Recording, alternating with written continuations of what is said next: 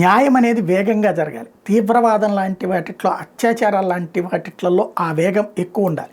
హత్యల లాంటి వాటిట్లో కొంత వెనక ముందు ఉంటుంది, కానీ మిగతా వాటిట్లో జాగ్రత్తగా ఉండాలి. న్యాయ వ్యవస్థ కూడా జవాబుదారీతనంగా ఉండాలని ప్రజలు కోరుకుంటున్నారు. ఇందులో ఒక కీలకమైనది, తీవ్రవాది 24 ఏళ్ల నుండి మనం పోషిస్తున్న ఉదంతం మీద ఇప్పుడు బాగా వైరల్ అవుతున్న ఒక పోస్టు. 2000 సంవత్సరంలో ఢిల్లీలోని ఎర్రకోట ప్రాంగణంలో ఉన్న 7 రాజ్ రైఫిల్ యూనిట్ మీద ఉగ్రవాదులు దాడి చేశారు. ఫలితంగా 3 సైనికులు మరణించారు. ప్రధాని నిందితుడు మహమ్మద్ ఆరిఫ్ని 4 రోజుల తర్వాత ఢిల్లీ పోలీసులు అరెస్ట్ చేశారు. ట్రయల్ కోర్టు అతనికి మరణశిక్ష విధించడానికి 5 సంవత్సరాలు పట్టింది, అంటే 2005 అయ్యింది. ట్రయల్ కోర్టు ఉత్తర్వులు నిర్ధారించడానికి ఢిల్లీ హైకోర్టు మరో 2 సంవత్సరాలు పట్టింది, అంటే 2007 అయ్యింది. ఆ తర్వాత సుప్రీంకోర్టు అదే ఉత్తర్వును కొనసాగించడానికి, అంటే 2011 దాకా పట్టింది, 4 సంవత్సరాల పాటు. రివ్యూ పిటిషన్ తిరస్కరించడానికి మరో సంవత్సరం పడింది, అంటే 2012 అయిపోయింది.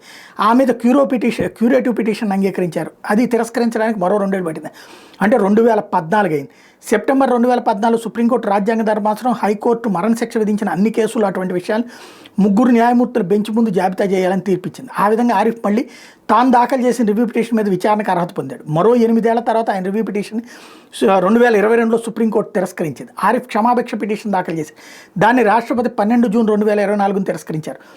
మన సైనికులను 3 చంపి భారతదేశానికి వ్యతిరేకంగా యుద్ధం చేసిన 24 సంవత్సరాల తర్వాత కూడా ఈ ఉగ్రవాదులకు సంబంధించినటువంటి దాంట్లో 24 సంవత్సరాలు మన ప్రజల్ని చంపినటువంటి వాడు మన ప్రజల పన్నులతో దర్జాగా తిరుగుతూ వచ్చాడు అన్నటువంటి విషయాన్ని గుర్తు చేస్తూ వ్యవస్థల్లో వేగం కావాలని ప్రజలు భావిస్తున్నారు.